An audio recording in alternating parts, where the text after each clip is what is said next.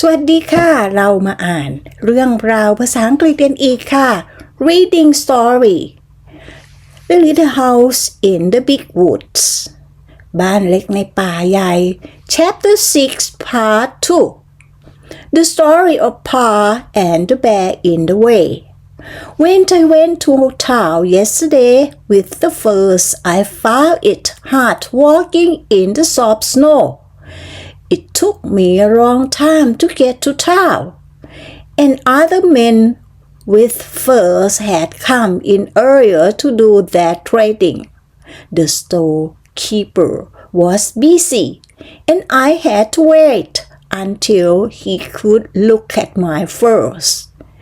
Then we had to bargain about the price of each one, and then I had to pick out the things I wanted to take in trade. So it was nearly sundown before I could start home. I tried to hurry, but the walking was hard and I was tired. So I had not gone far before night came, and I was alone in the big woods without my gun. There were still 6 miles to walk.And I came along as fast as I could. The night grew darker and darker, and I reached for my gun, because I knew that some of the bears had come out of their winter dens. I had seen their tracks when I went to town in the morning. Bears are hungry and close to this time of year. You know, they have been sleeping in their dens all winter long with nothing to eat, and that makes them thin and hungry. When they wake up, I did not want to meet one. I hurried along as quick as I could in the dark.By and by, the star gave a little light. It was still black as pitch where the woods were thick. But in the open places, I could see dimly. I could see the snowy road ahead a little way, and I could see the dark woods standing all around me. I was glad.When I came into the open place where the stars gave me this faint light, all the time I was watching as well as I could for bears. I was listening for the sounds they make when they go carelessly through the bush. Then I came again into an open place, and there,Right in the middle of my road, I saw a big black bear. He was standing up on his hind legs, looking at me. I could see his eyes shine. I could see his pig's nose. I could even see one of his claws in the starlight. My scalp prickled and my hair stood straight up.I stopped in my tracks and stood still. The bear did not move. There he stood looking at me. I knew it would do no good to try to go around him. He would follow me into dark woods where he could see better than I could.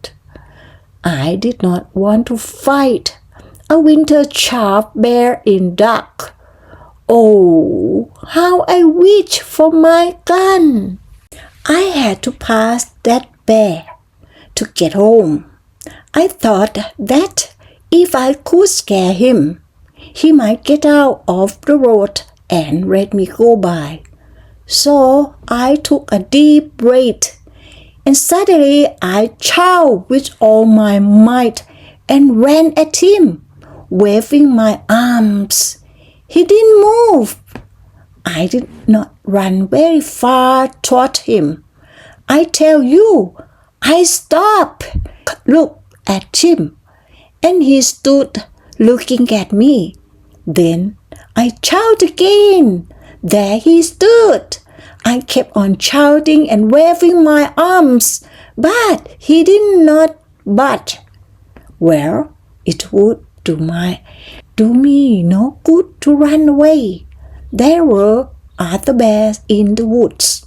I might meet one any time. I might as well deal with this one as with another.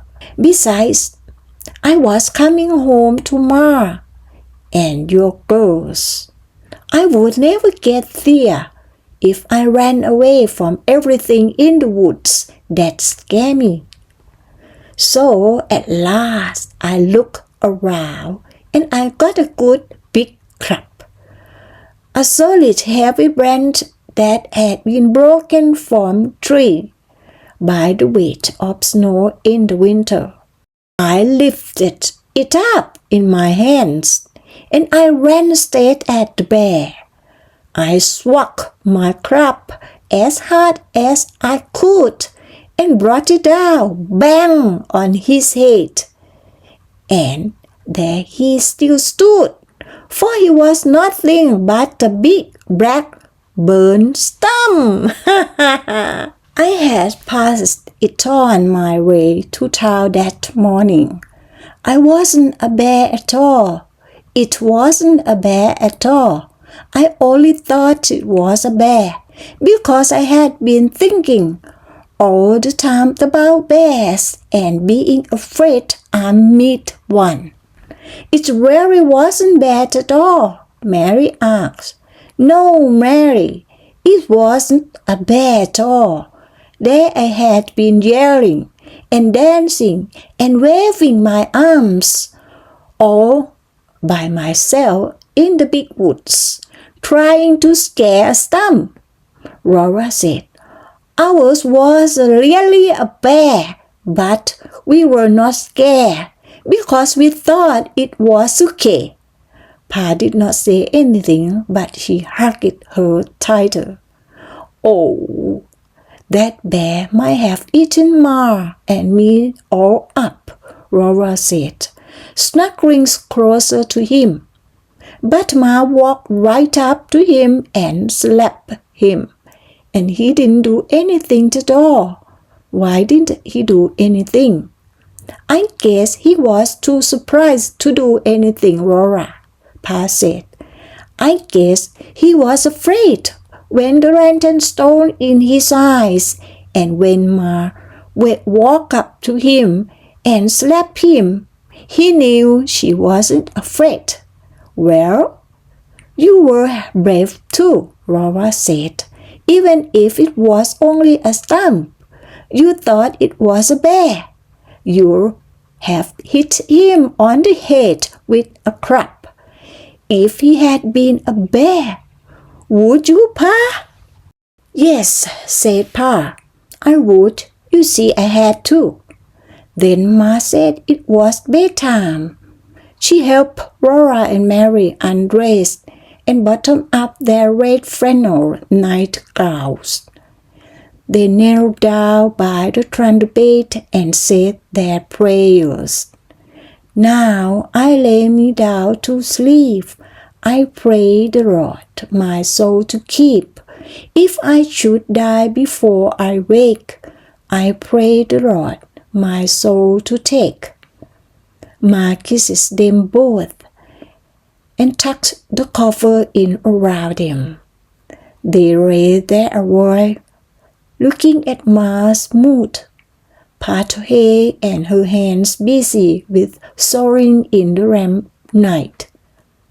Her needle made a little clicking sounds against her thimble, and then the thread went softly, sweet, through the pretty calico that Pa had thread first for.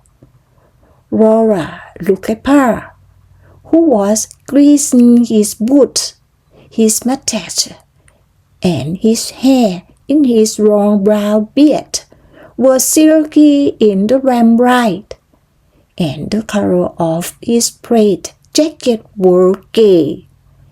He whistled cheerfully while he woke, and then he sang.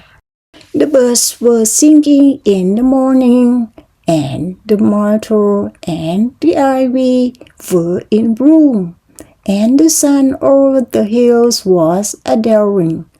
'Twas then that I laid her in the town. It was a warm night.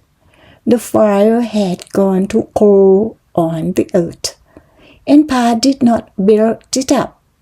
All around the little house in the big woods, there were written sounds of falling snow, and from the eave there was a drip of the melting icicles.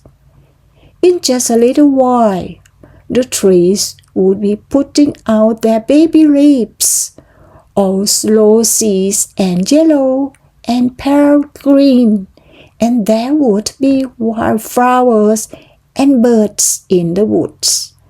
Then there would be no more stars but the fire at night, but all day long, Laura and Mary would run and play among the trees, for it would be springtime.